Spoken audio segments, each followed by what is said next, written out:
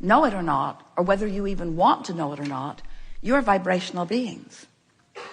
And you are, in this physical format, extensions of an eternal consciousness, a source energy point of view that has expressly presented itself here into this physical experience. So you began as source energy, but you remain as source energy even though you are here focused in this physical body.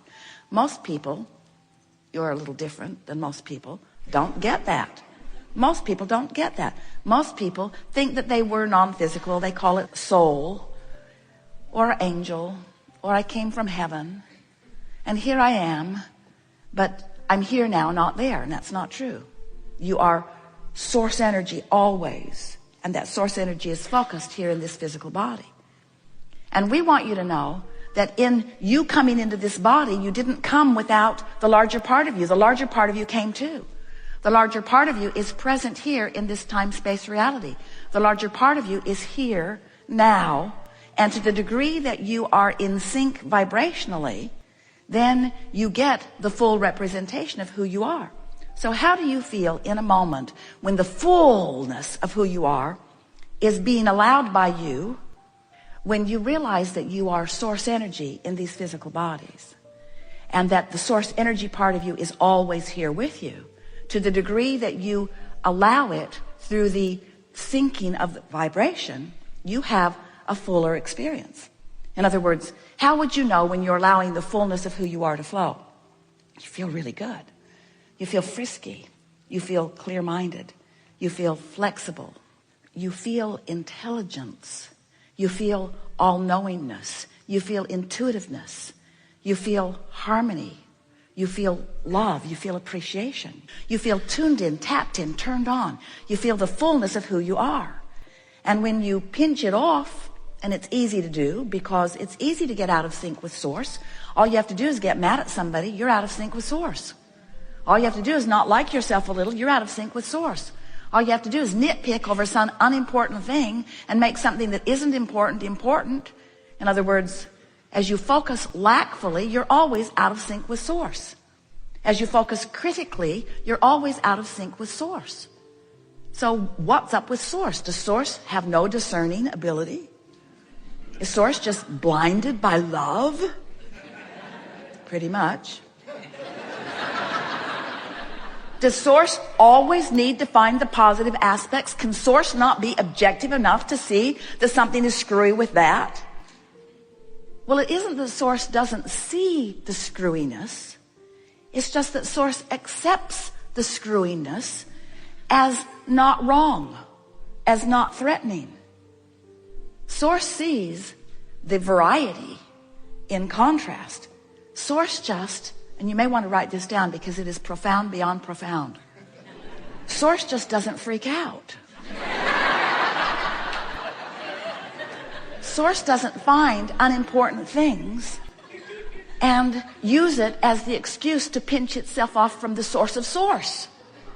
And when you reach that place where you really get it, that everything is all right, and that every contrasting experience is just right in its providing desire.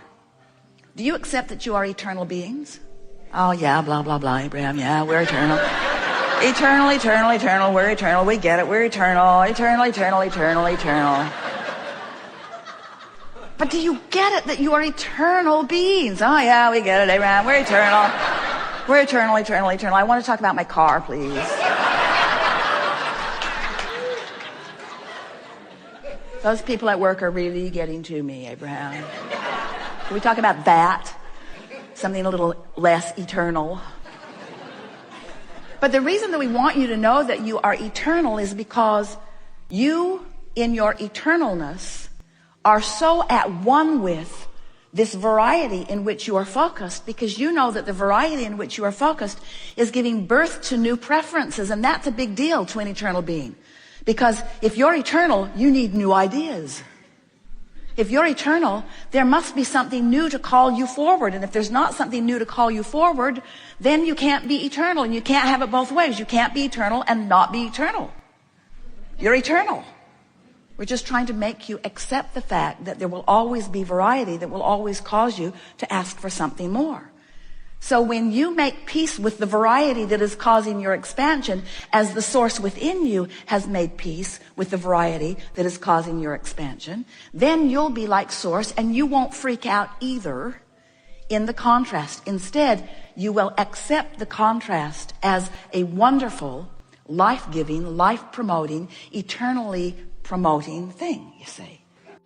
We never step out of the vortex in order to focus with anyone about anything that they don't want. That's not our job. Our job is step 2 of the process of creation. Step 1, that's your job, but it's not something you have to work very hard at. Life just brings it to you. Contrast causes you to know what you don't want, to know what you do want. So you're launching rockets all day, every day. Step 2, that's our job. Source energy, inner being, non-physical. We stand in the vibrational frequency of the furthest launch that you have offered. And we stand in vibrational alignment with the total package of that which you have expanded to. Through all that you've been living, that's where your inner being, that's where that which you call God stands. In utter knowing of who you are. Step 3 is your job, and it's what the art of allowing is all about. Step 3 is you got to find somehow, some way, thought by thought, subject by subject, day by day, moment by moment, to be in vibrational alignment with who you've become. And if you succeed at it, or if you're sort of succeeding at it, you thrive. You have tears of appreciation running down your face. If you don't accomplish it, then you have something less than that. But it's always there as guidance letting you know. Well, that's as clearly as we've ever spoken it, and you've received it as well as any group of non-believers could it. Well, you see, you don't believe in your vortex in the way we do, because we're standing in it as the vibrational essence of it, and we have full knowledge of all that you've become. So as we stand in full knowledge of all that you've become, we don't fret for a moment about where you stand in the absence of anything you want, because we know it's only a vibration away. You say, oh, it's not just a vibration away, it's a manifestation away. It could be years. And we say, only if you're diligent about poking around where you are. In other words, there could be an instant manifestation. You could be vibrationally up to speed with who you really are now, because who you really are is a done deal. Vibrationally speaking, it's done. But you mostly don't do that because we love you very much. You are so hung up on what is. You've gotten so used to focusing your eyes and ears and fingertips and your nose and your tongue. You are so good at interpreting your physical life through your sensual senses that you are not as practiced at enjoying the vortex, because in the beginning, the vortex isn't vivid to you like real life manifestation is. Look around this beautiful room. Ooh, cool. Look around this beautiful room. In other words, there is so much to enjoy in an environment like this. You get to hear this beautiful voice, infinite intelligence, letting you know who you really are. How delicious is that, to hear that moving through the vibration of your eardrum and get to feel the fullness. You get to see one another in this beautiful room. You were out in the freeways and moving through the city. In other words, physical life experience in all of its manifested glory is so intoxicatingly attractive because you are interpreting it with so many of your senses. And we get it that when you come to a gathering where this man calls his wife Abraham, and she must be a sort of split personality because she refers to herself as we, points at the floor, insists it's a vortex, and tells you to get in it. In other words, there's a vortex. There's a vortex where who you really are is, and we know you look over there and you don't really see the vortex. Because it's a concept that we are painting for you, but it's a reality that you can vibrationally translate into immediate emotion. In other words, when you're in the vortex, you feel clear. When you're in the vortex, clarity is your experience. When you're in the vortex, you feel vital and alive. You feel love. Appreciation and passion are pouring through you when you're in the vortex. In other words, the vortex is a feeling place. It's a confirming place of the wholeness of all that you are. And if you like that feeling enough, that you're willing to give up some of the reality that's more vivid, like car crashes and roadkill.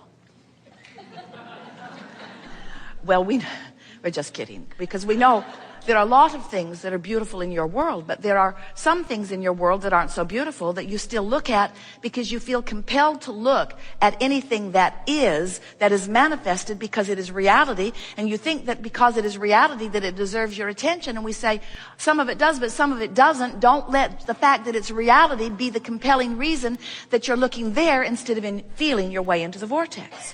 And as you make the decision that you're going to spend less time focused upon what is, especially if some of what is isn't pleasing to you. And you know, it's funny. You don't just focus upon what is. You focus upon your imagination of what is going to become that you're not going to like even more. In other words, oh, it's bad now, but it could be so much worse. And so we just want to bring your attention to the fact that you're really good at the what isness, and even at using your imagination about the negative what isness. Why not use your desire to feel good as your reason to feel your way into the vortex? And then, so what begins to happen is that you come to a gathering like this and you listen to us, and in many cases you trust us. We have a good reputation for telling you what's really going on vibrationally, and many people are benefiting and speaking about how much better their lives are. But really, friends, when it comes right down to it, words don't teach, and that's all we've got for you. Confirming words about what you are doing in terms of deliberate creation. And we can tell you all day, every day, who you are, that you were source energy, that you came forth into this physical experience, that the larger part of you remains non-physical, while this part of you that's in your personality that has come forth into this physical body. And as you explore and know what you don't want, you launch these rockets of desire, and the source within you holds to those rockets and holds steady the light, calling you eternally toward vibrational alignment with who you are. And when you move in the direction of it, you feel wonderful. And when you hold out and don't move, you don't feel so good. In other words, we're giving this to you all day, every day. But until you actually deliberately conjure a thought, deliberately go general from specifically negative, and feel the relief of it, and then witness with your own experience the manifestational difference between the specific negative that you were feeling and the general negative that you're feeling, until you've convinced yourself that a general feeling of negativity nets different vibrational manifestations around you. And then, because you're on a roll, you go generally positive, and then you witness the improvement in what happens not tomorrow, not theoretically, not conceptually, not someday, not to somebody else, but to you right away. To you right away. To you right away. You'll begin to notice that everyone and everything around you is responding to the vibrational frequency that you are outputting. And when you get a whiff of that, when you begin to notice the hands-on manifestational effect, manifesting. What does that mean? That means what happens to you. It means who walks into the room and talks to you. It means what part of themselves they give to you. If somebody walks in and gives to you their ornery self, that's a manifestation of where your frequency is set right now. You say, oh, God, that guy is ornery. And we say, takes one to know one. It's active in your vibration, and it's a manifestation that's reflecting that back to you. That person was so much fun. Takes one to know one. Things are going so well for me. Takes one to know one. In other words, your frequency, how you feel, what's going on with you, is in your utter control. In the moment that you get it, that you don't have to respond to a current condition, you can conjure an emotion, because you have the ability to go from specifically negative to generally negative to generally positive to specifically positive. And the manifestations will show you all day, every day, how well you are doing. Nice to know, isn't it? We are eager to talk with you about anything that is important to you. There is nothing off limits. There is no order of business in the sense that you don't need to orchestrate it. But there is an order of business in the sense that this gathering has gathered before you dragged your physical bodies here. In other words, you got this vortex going on, and we've been hanging around in it, and we know who you really are and what you really want. And so, as we're moving forward today, it is our knowing, and we want it to be your expectation, that whatever you've been pondering, whatever you've been focused upon, whatever it is you want to know, no matter how specifically you want to know it or how generally you've been focused upon it, to the degree